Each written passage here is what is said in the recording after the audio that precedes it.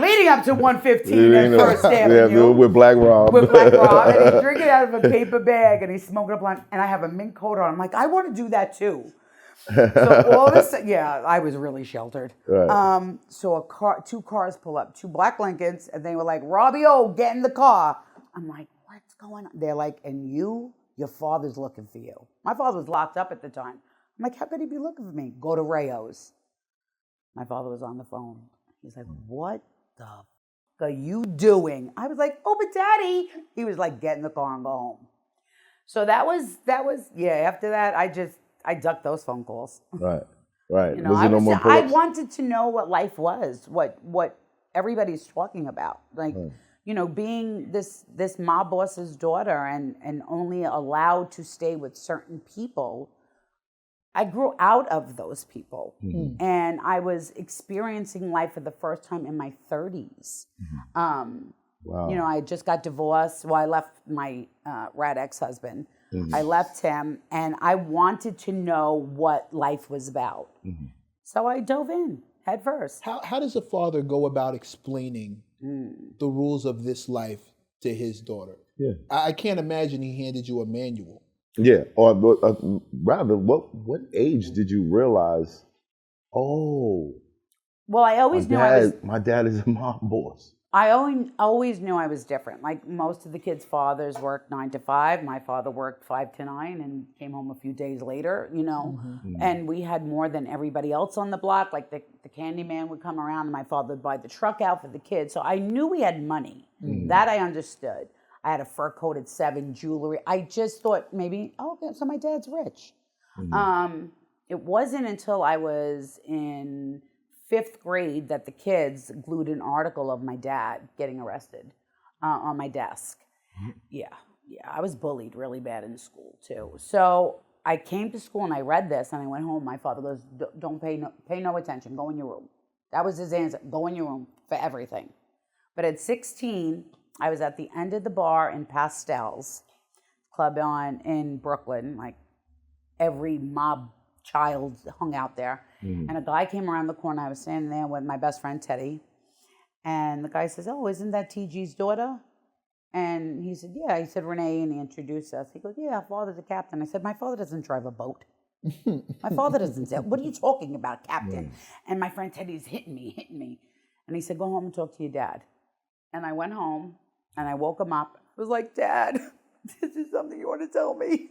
And he's like, what are you talking about? I said, you drive a boat? And he goes, what are you talking about? I said, you're a captain? He said, sit down.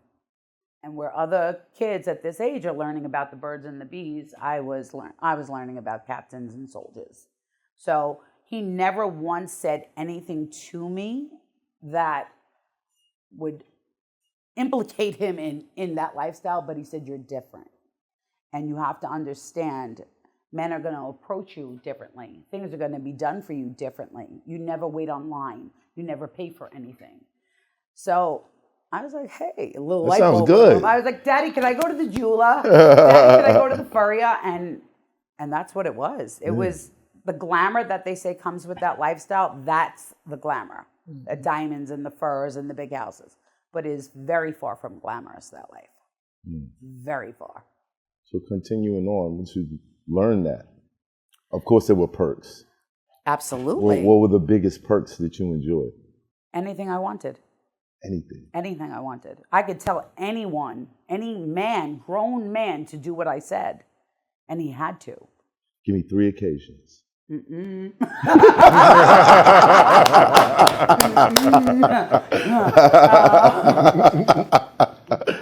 know what? I'm really not even the type to make people do things for me. You know, I would do for them first. But it, like, if somebody bothered me, I was like, I want them dismissed. I was a bitch. I was, you know. My girlfriends called me Alexis Carrington from Dynasty. I had that. Yeah, I did, with the fur coats and the hats and the whole bit. But I had this air. I never wanted to bring anybody harm. But if you did something wrong to me, you were in trouble. Right.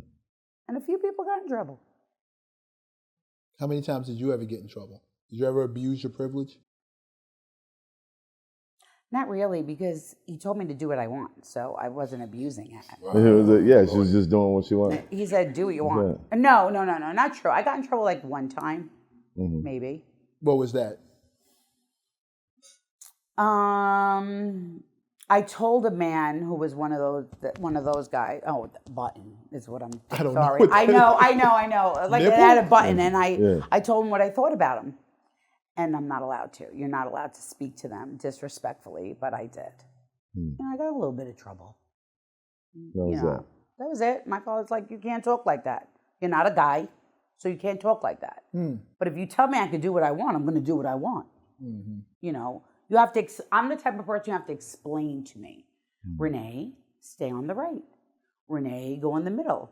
And I follow direction wonderful. Maybe not in business all the time, because my manager will tell you different.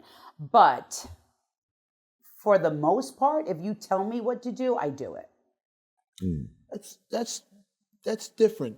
There's a discipline that comes with being able to do whatever you want, not abusing it, and then there's a discipline that comes with being able to stay inside of a discipline, right? You have to be able to stay to the right or do whatever you want. That's a weird dynamic that you'd have to balance in order to not end up too far in either direction.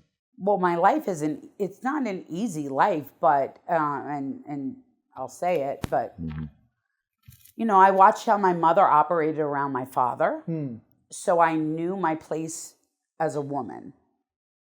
However, when my father was telling me to do whatever I want, I'm no longer the wife in the kitchen. I'm the daughter of a gangster, so I'm going to do what I want. As a woman, I know my place.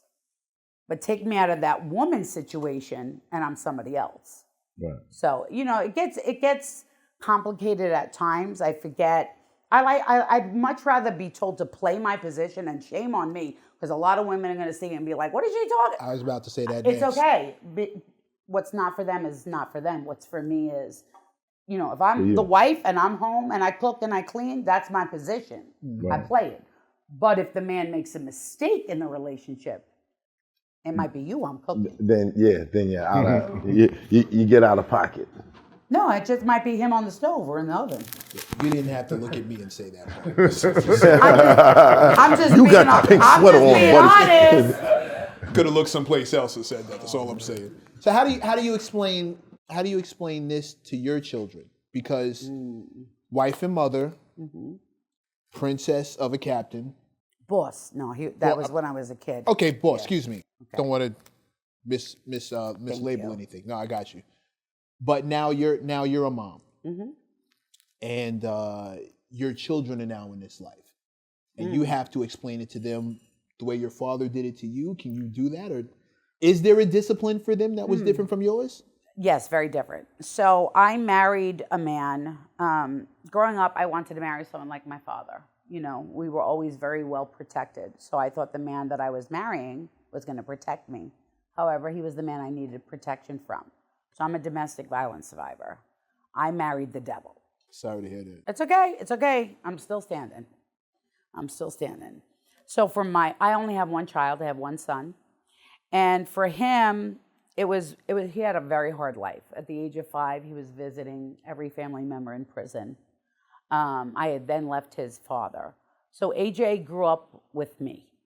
And whatever my son wanted, I gave him. A lot of it out of guilt, because my father's in prison, his father, my old brother-in-law is everything. So I didn't know how to navigate as a single mom, because I have 2 parents. And my mom is a very quiet woman.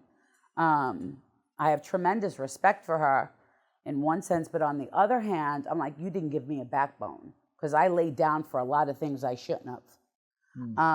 My son, your grandfather is who he is. Respect him and everything will be okay.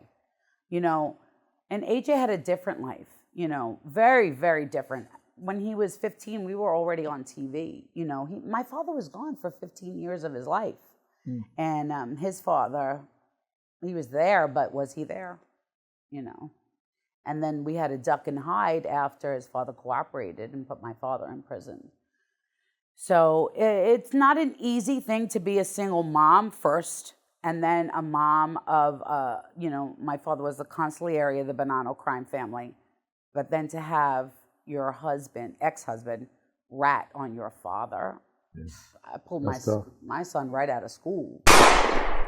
This Hoffa, trapper turn smack rapper. Only smack rapper that you know is smack rappers. Got bars, I can hang with the backpackers. Trap star, I don't hang with the backpackers. I'm in the hood with the work, you heard. Making fiends leave earth, you heard. Got your baby mama thirst, you heard. Feel the flow, nigga, throw it in reverse. This the wave you need to surf, you heard.